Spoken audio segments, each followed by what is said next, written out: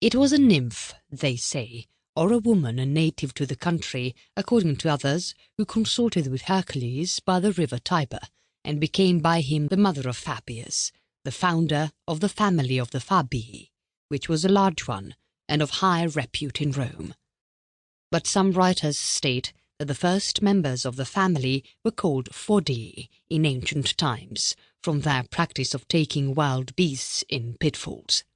For down to the present time, fossae is the Latin for ditches, and fodere for to dig. In course of time, by a change of 2 letters, they were called Fabii. This family produced many great men, and from Rollus, the greatest of them, and on this account called Maximus by the Romans, the Fabius Maximus of whom we now write was 4th in descent.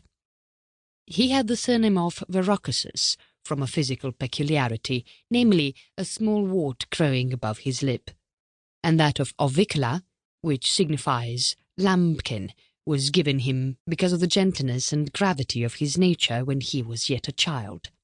Indeed, the calmness and silence of his demeanour, the great caution with which he indulged in childish pleasures, the slowness and difficulty with which he learned his lessons, and his contented submissivenesses in dealing with his comrades, led those who knew him superficially to suspect him of something like foolishness and stupidity. Only few discerned the inexorable firmness in depth of his soul and the magnanimous and leonine qualities of his nature.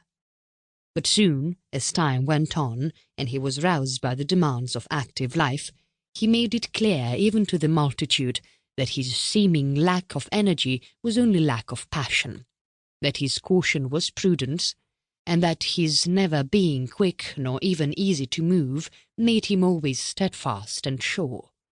He saw that the conduct of the state was a great task, and that wars must be many.